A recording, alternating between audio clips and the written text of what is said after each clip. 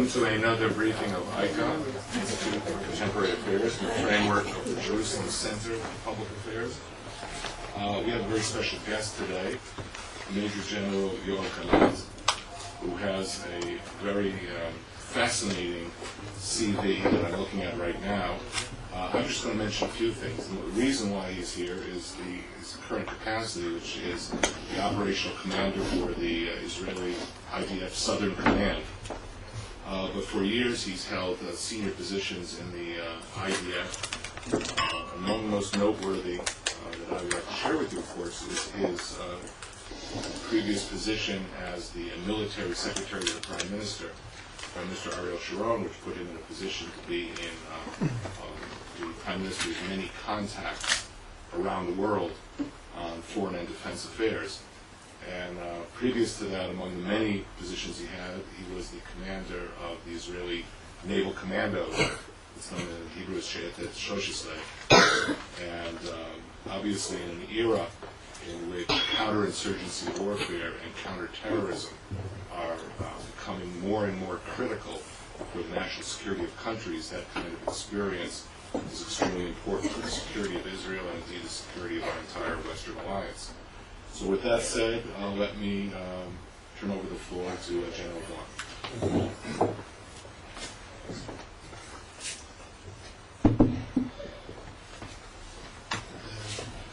Good morning. First of all, I have to apologize for the poor English. It has been a long time since I spoke English, and I try to do my best. And if you have any questions or pronunciation, please let me know. And I look at this meeting as an opportunity to describe professionally the situation in the Southern Command, especially with the focus on the Palestinian issue and the terror issue in Gaza Strip. It will take me, I think, about 30 minutes, and then we can have some questions.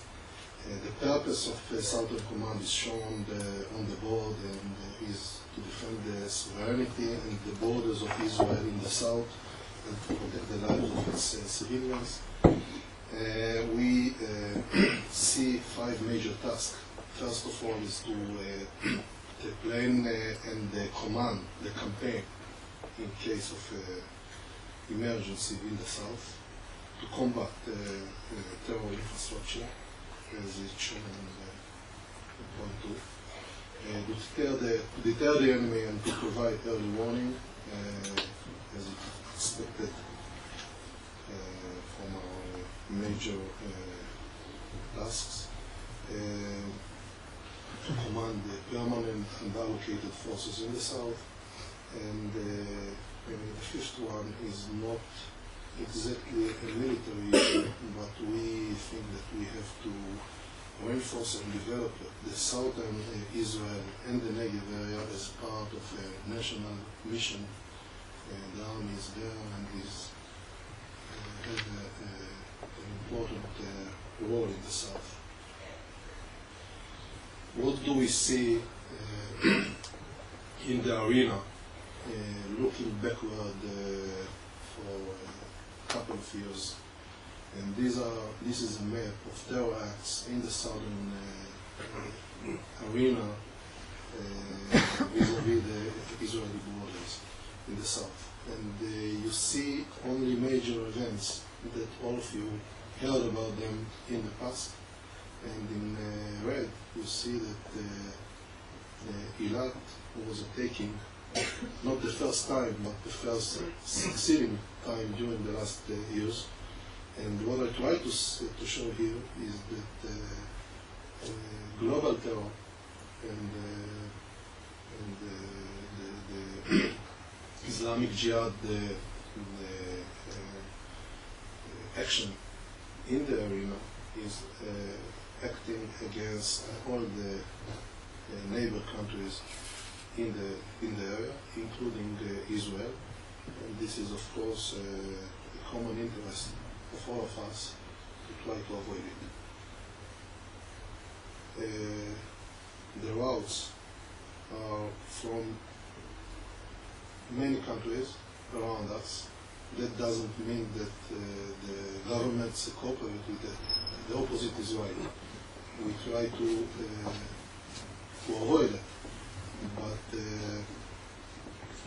threats are starting in many areas around Israel, and most of them, and I'll talk about it, find a terminal in Sinai Desert, and from Sinai Desert infiltrate into Gaza Strip, both sides. What is the general overview of the Gaza Strip? First of all, there is a basic parity between Israeli interest and Palestinian interest. The Israeli want security, the Palestinians want a country. And this is not exactly the same all the time. The basic factors in Gaza Strip, population, territory, and resources, create a formula that doesn't get it. And therefore, the Gaza Strip, according to our estimation, will stay unstable in the course of time. The difficulties that was creating after the disengagement for the terror to infiltrate into Israel forced the terror organization to use bypassing terror methods. This is the rocketry, the tunnels under the ground, try to overlap the sea, and what we call the U-route, or in Hebrew the chet, which is the formula of the letter, that means that they go from Sinai, from Gaza to Sinai, from Sinai back to the Negev, as it happened a few weeks ago in Eilat. Sinai Desert is big. It's bigger.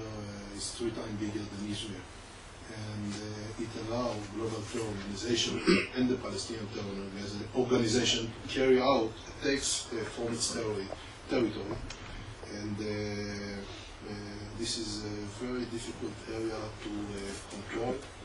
And we understand the situation since we have been there for many years.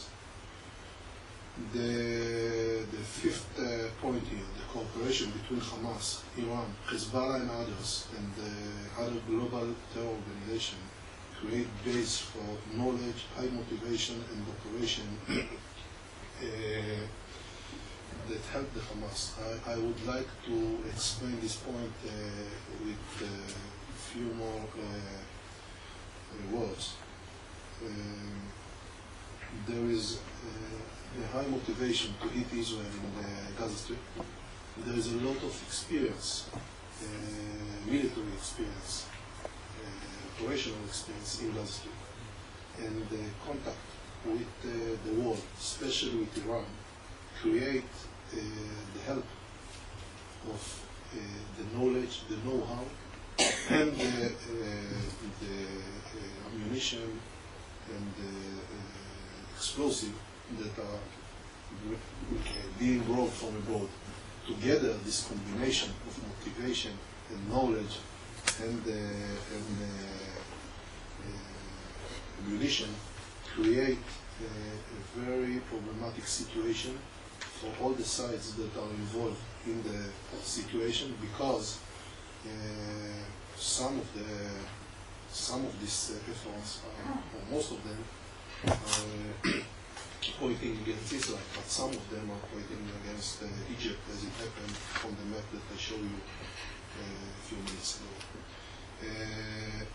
We have to recognize that Hamas is the dominant organization that controls Gaza Strip, even if we don't like this situation.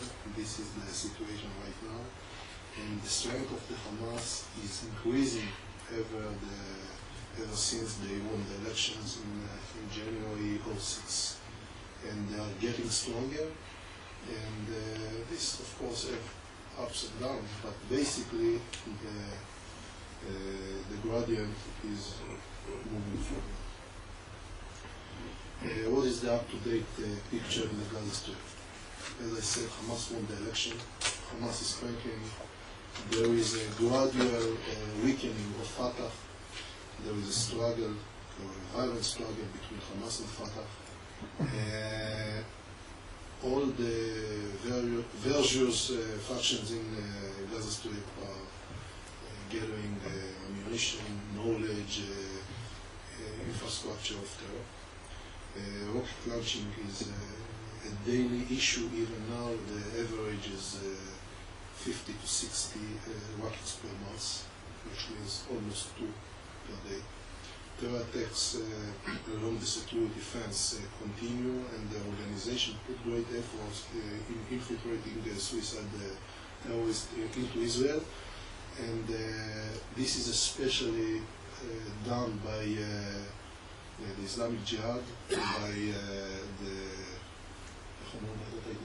popular the resistance committees and others. The Hamas is not activate right now in Arab Spring, but let me put it this way: the Hamas is working from taking the terror operation from the shelf to the drawer, to be ready, okay? And being on alert within 5 minutes, they can create use explosive under, let's say, Israeli settlement or Israeli hold. And I'd like to remind a few facts about the area. The population in Gaza Strip is 1.25 million plus minus, and the birth rate has decreased a little bit, but the mortality decreased because of the help of Israeli society, Israeli health system, and it's approached the rates of Israel almost. That means that this. Let me put it this way: most of the, as it's shown on the point 3, most of the people in Gaza Strip are under the age of 20.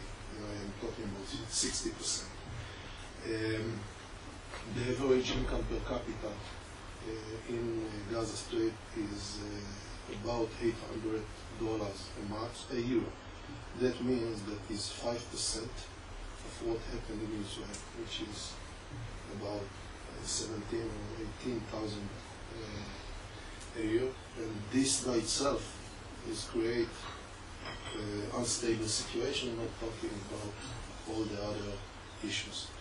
The economic state, as I say, is a bad one, and there is an uncertain civilian infrastructure.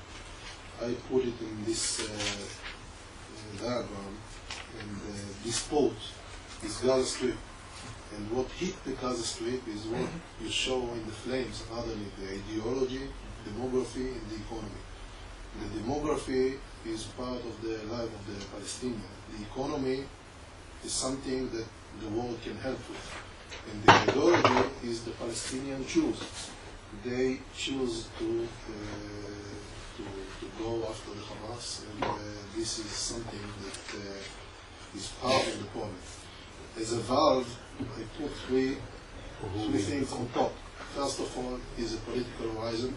It's not under my wings. This is something the government deal with. The economical situation means that if you want to change this equation I was talking about, you need to do something in the economical side, and I think that there is enough money in the world, and especially in the Arabic world, to help the Palestinians if they want to do it. And there is a half a valve is the coordination between us and the Palestinian, and this will just help to, let's say, to transfer, to reverse the problem from one side to the other in case of emergency. But as you see on the left-hand side, the area, population, and resources of Gaza Strip create impossible equation right now. And therefore, we think that Gaza Strip will stay unstable in the future.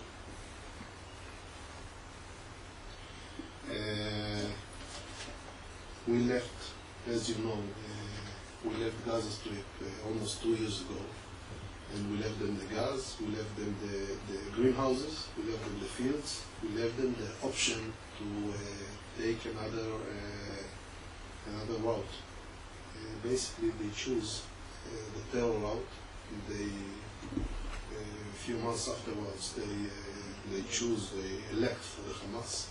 And even before, of course, after that, they take Israel. They don't recognize in Israel. They don't recognize in the agreement, decide with the Palestinians in Oslo and afterwards, and this is the situation.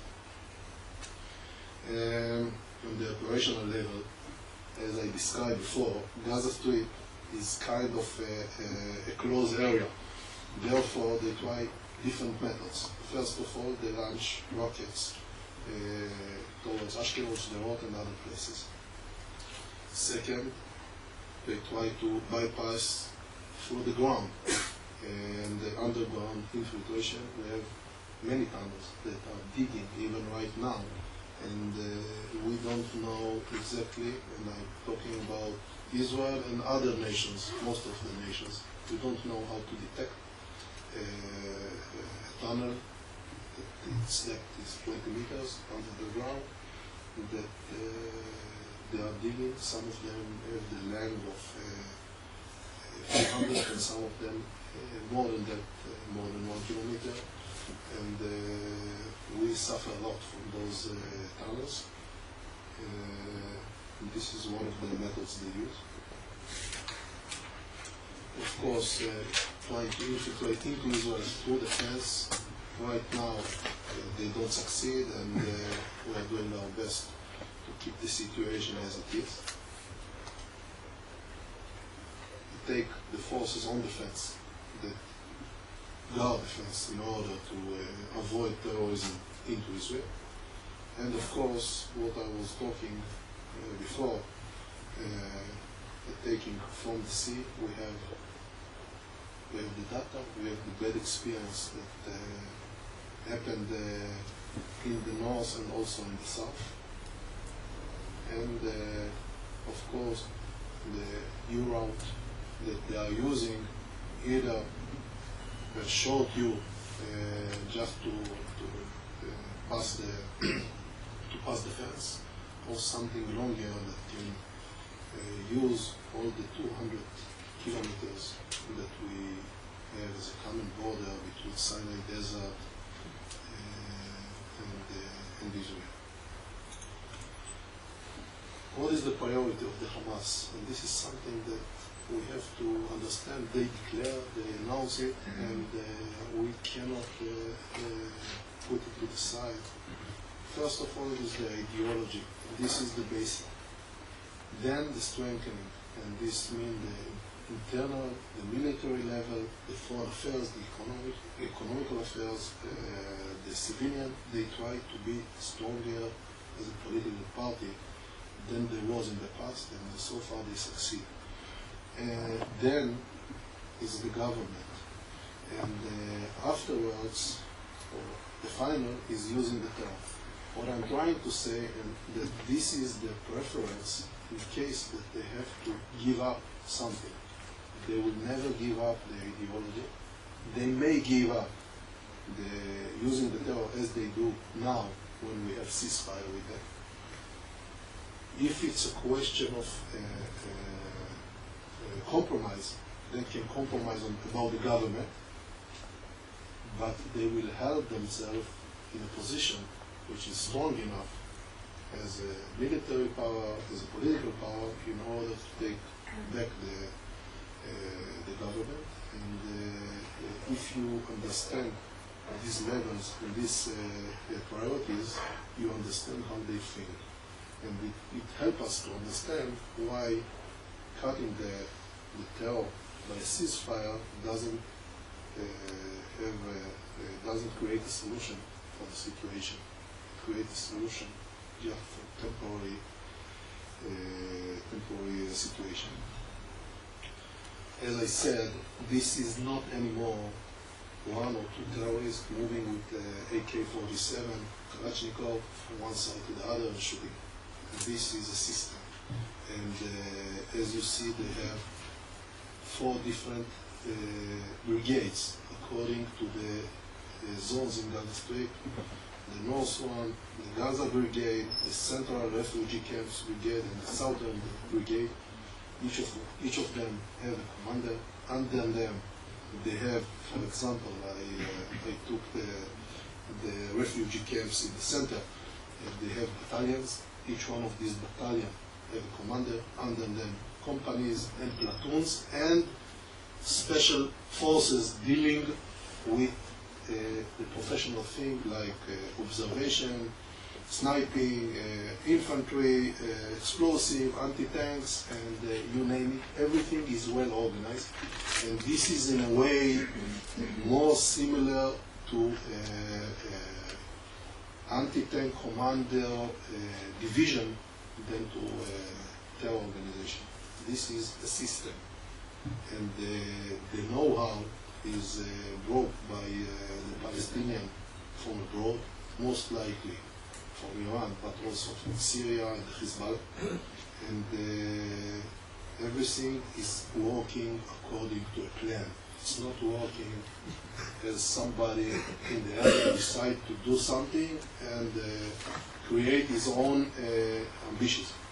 This is a system under leadership directed to a goal. I put here a few examples what we call the strengthening the pillars of the military plan of the Hamas. And the target is to establishing a military force in Gaza Strip, and it's on the way. And as you see in these pillars, they have everything. They have the doctrine, the structure, the training, the weaponry, the manpower, and the R&D. Under each of these, they have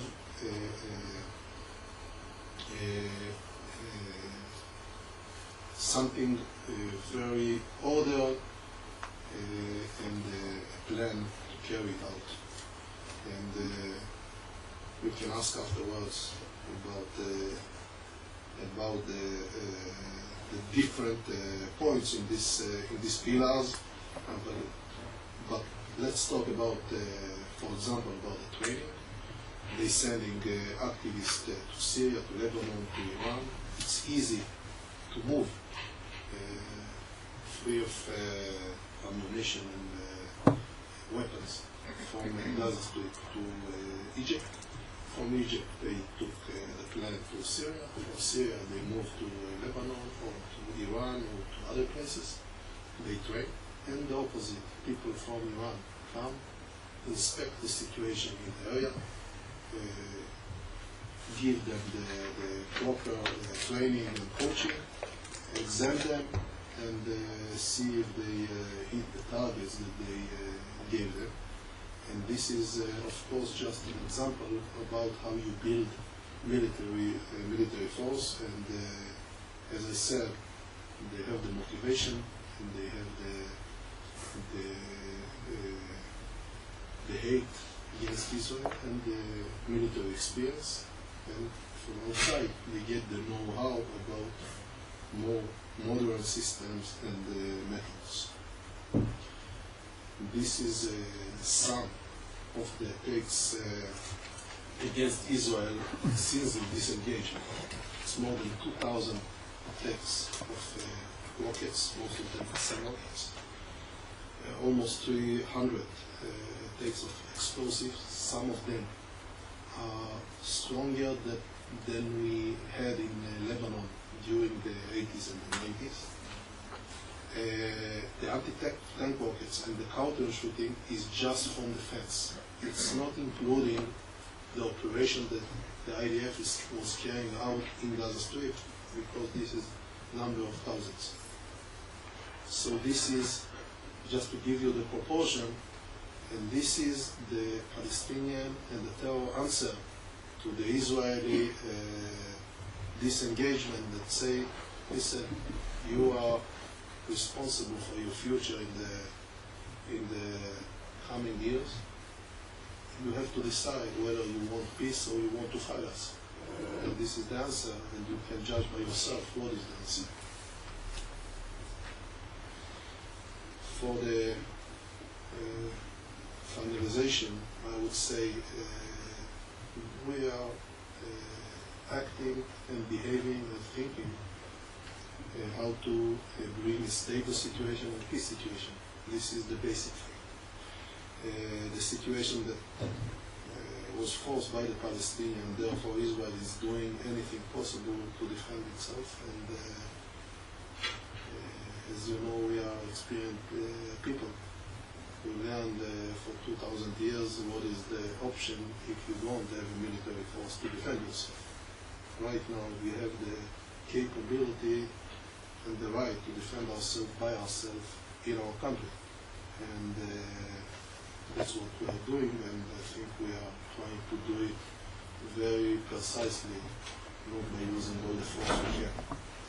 And as you know, the Palestinian doesn't recognize any agreement and any decision that was taken by them and Israel and was supported by the international community, including the quartet.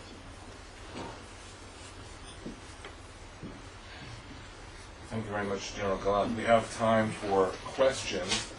What I'm going to ask everybody to do is to identify themselves for the record, even if you know that I know you. Before we get started with the questions, I want to take the liberty of, as chairman, to ask the first question. I'm sure you're seeing reports, certainly in the press and elsewhere, about some of the methods used by the insurgency forces in Iraq against coalition forces, because this has become an issue of tremendous interest in the United States and Great Britain. Okay. It's a small room.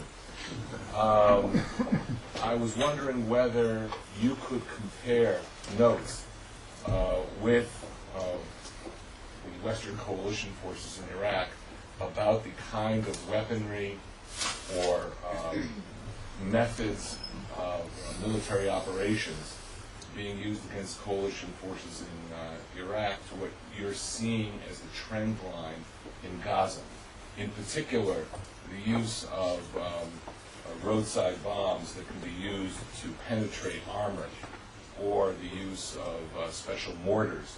These are two types of devices that the U.S. Department of Defense has emphasized in its briefings to reporters in Washington and in Baghdad. I think you are hitting a major point. The source of most of the knowledge of creating and developing mines, explosives, anti-tank missiles, and other things is Iran.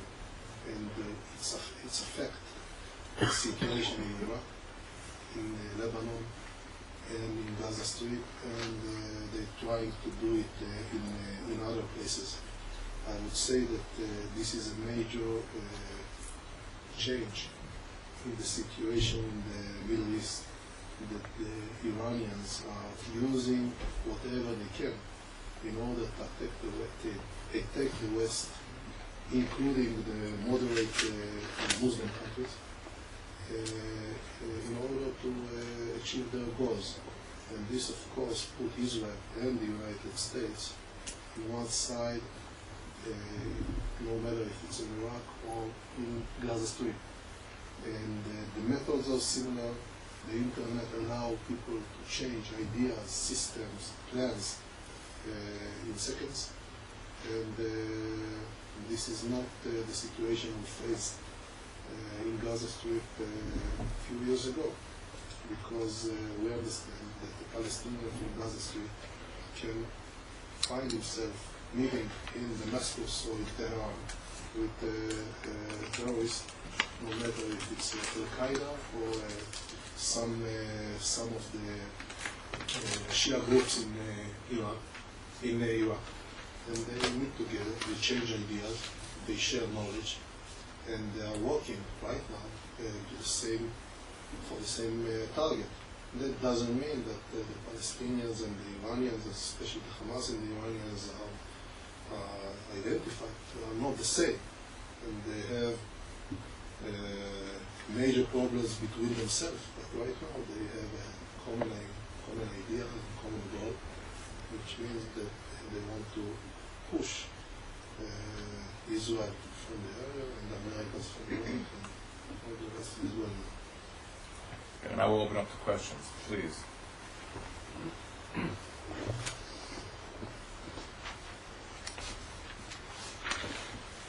General, my name is Steve Rodan with Middle East Newsline.